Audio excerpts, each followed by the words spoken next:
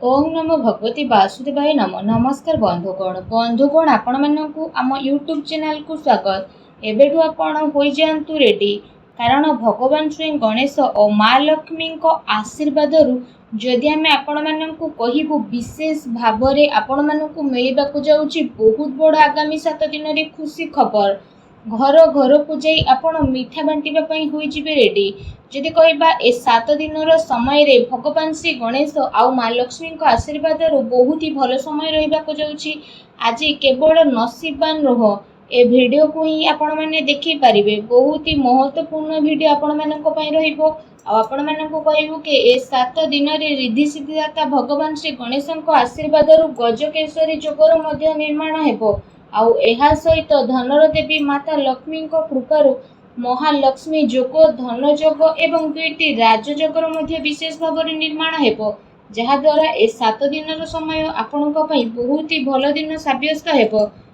प्रतिटी घर को जाइके आपणक मिठा बांटिबा पई पड़िबो। विशेष भाव ए खुशी खबर आपणक प्राप्त हेबाकु जाउछि। भगवान श्री गणेश माता लक्ष्मी को आशीर्वाद ए 7 दिन रे अनेक प्रकार लाभ, धन लाभ, बड़ बड़ खुशी खबर एवं अनेक सारा लाभ आपणक प्राप्त हेबो, जहाद्वारा आपणकर संपूर्ण जीवन बदली जीव। से खुशी खबर कौन आसतु जानिबा, सेतिपई वीडियो को पूरा शेष पर्यंत देखंतु। आ शेष रे वीडियो को निहाती भाबरे देखंतु।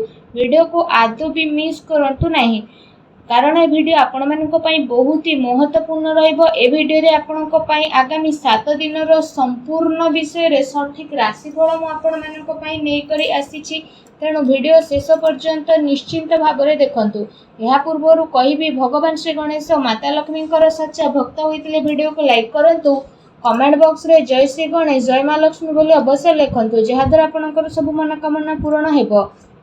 आसंतु जानिबा केमिति रहइबो आपणक पई भगवान श्री गणेश माता लक्ष्मी आशीर्वाद आगामी ए 7 दिन विशेष भाव स्थिति।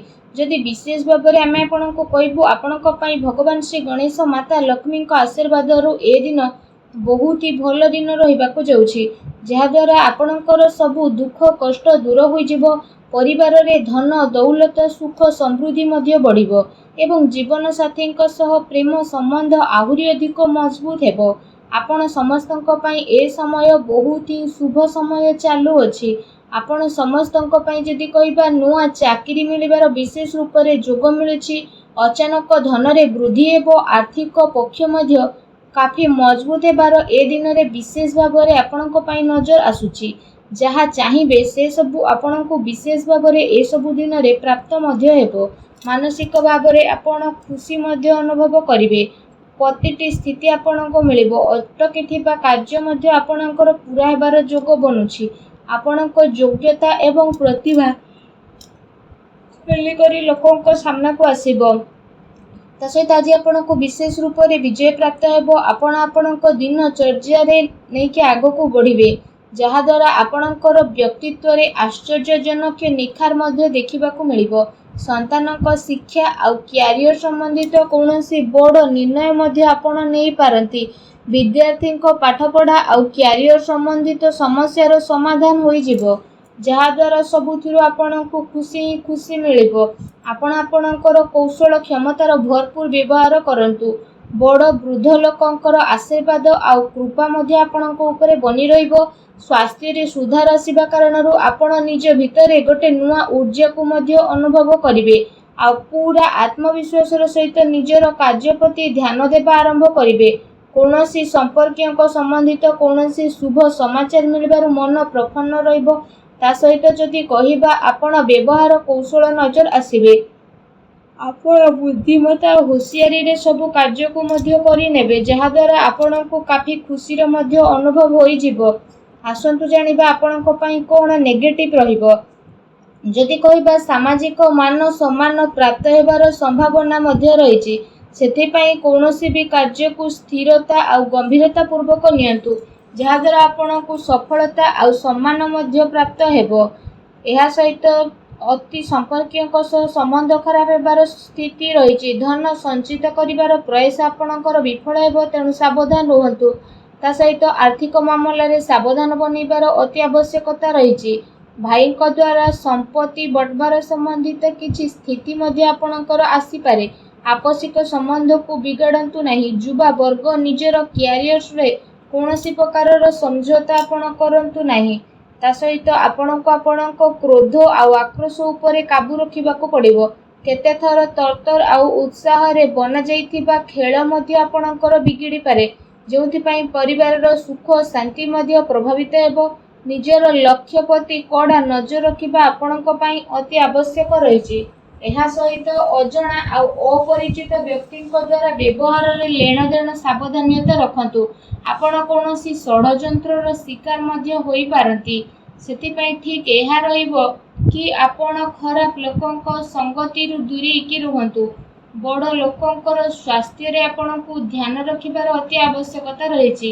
ତା ସହିତ ବ୍ୟର୍ଥ କାର୍ଯ୍ୟରେ ଧନ ଖର୍ଚ୍ଚ ହେବାର ପ୍ରବଳ ଯୋଗ ମଧ୍ୟ ଆପଣଙ୍କ ପାଇଁ ବନୁଛି। ଭୂମି ଏବଂ ବାହନକୁ ନେଇ କୌଣସି ବଡ଼ ଧରଣର କରଜ ମଧ୍ୟ କରିପାରନ୍ତି। ସେଥିପାଇଁ ନିଜର ଆର୍ଥିକ ସ୍ଥିତିକୁ ଧ୍ୟାନରେ ରଖିକି କିଣାକିଣି ସମ୍ବନ୍ଧିତ ଆପଣ ଯୋଜନା ବନାନ୍ତୁ। ଏହା ଆପଣଙ୍କ ପାଇଁ ବହୁତ ଭଲ ରହିବ। ଆସନ୍ତୁ ଜାଣିବା ଆପଣଙ୍କର ଲଭ୍ ଲାଇଫ୍ କିପରି ରହିବ। ଦାମ୍ପତ୍ୟ ଜୀବନକୁ ନେଇକି ସ୍ଥିତି ଆପଣଙ୍କର କାଫି ଭଲ ରହିବ। ଜୀବନ ସାଥୀଙ୍କ ସହ ମଧୁର ସମ୍ବନ୍ଧ ହେବା ସହିତ ଆପଣଙ୍କୁ ତାଙ୍କର ସହଯୋଗ ମଧ୍ୟ ପ୍ରାପ୍ତ ହୋଇଯିବ।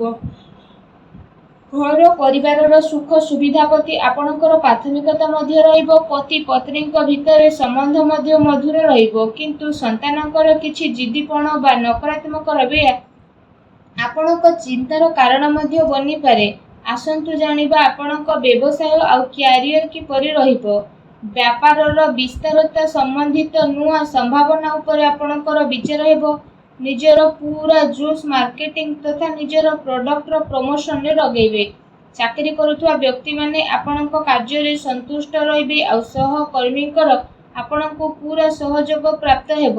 କାର୍ଯ୍ୟ ବିସ୍ତାରର ଯୋଜନା ମଧ୍ୟ ଆପଣଙ୍କର ବଦଳିବ। ତା ସହିତ ସେ ଯୋଜନାରେ ଆପଣ ପୁଣି ଥରେ ଆଗକୁ ବଢ଼ିବେ। ଏହା ସହ ଚାକିରିରେ ହାଲକା ଫୁଲକା ପ୍ରୋବ୍ଲେମ ମଧ୍ୟ ଆସିପାରେ, କିନ୍ତୁ ଆପଣ ନିଜର ବୁଦ୍ଧିମତ୍ତା ଆଉ ବ୍ୟବସାୟ ଦ୍ୱାରା ସବୁ କାର୍ଯ୍ୟରେ ଆଗକୁ ବିଶେଷ ଭାବରେ ଶାନ୍ତିପୂର୍ଣ୍ଣ ରୂପରେ ବଢ଼ି ମଧ୍ୟ ଯିବେ। କୌଣସି ବଡ଼ ଅଧିକାରୀ ବା ରାଜନୈତିକ ବ୍ୟକ୍ତିଙ୍କ ସହିତ ଆପଣଙ୍କର ସାକ୍ଷାତ ଦ୍ୱାରା ଆପଣଙ୍କ କାର୍ଯ୍ୟ ବହୁତ ଆସାନୀରେ ବନିବ, କିନ୍ତୁ କେତେ ସାରା ମାମଲାରେ ଆପଣଙ୍କର ସ୍ୱାଭିମାନ ଆପଣଙ୍କ ଉନ୍ନତିରେ ବାଧା ମଧ୍ୟ ବନିପାରେ। ସେଥିପାଇଁ ନିଜର ବ୍ୟବହାରକୁ ସାବଧାନ ରୂପକ ରଖନ୍ତୁ। ଏହା ଧ୍ୟାନ ରଖିବା ଆପଣଙ୍କ ପାଇଁ ଅତି ଆବଶ୍ୟକ ରହିଛି। ଆପଣଙ୍କର କୌଣସି ମହତ୍ତ୍ୱପୂର୍ଣ୍ଣ ବ୍ୟବସାୟିକ ଗତିବିଧି ମଧ୍ୟ ଲିକ୍ ହୋଇପାରେ। କର୍ମଚାରୀଙ୍କର ଗତିବିଧିରେ ଆପଣ ନଜର ରଖନ୍ତୁ ଏବଂ ଶୀଘ୍ର ହିଁ ସ୍ଥିତି ଆପଣଙ୍କର କାବୁରେ ଆସିଯିବ। ସେଥିପାଇଁ ଆପଣ ପୂରା ଜୋସ୍ରେ ସହିତ ନିଜର କାର୍ଯ୍ୟ ପ୍ରତି ଏକାଗ୍ର ଚିତ୍ତ ରୁହନ୍ତୁ। ଆସନ୍ତୁ ଜାଣିବା ଆପଣଙ୍କର ସ୍ୱାସ୍ଥ୍ୟ କିପରି ରହିବ। ଯଦି କହିବା ଅତ୍ୟଧିକ ପରିଶ୍ରମ କାରଣରୁ ଥକାପଣ ଏବଂ କଷ୍ଟ ଭଳି କିଛି ସମସ୍ୟା ଆପଣଙ୍କର ଉତ୍ପନ୍ନ ହୋଇପାରେ।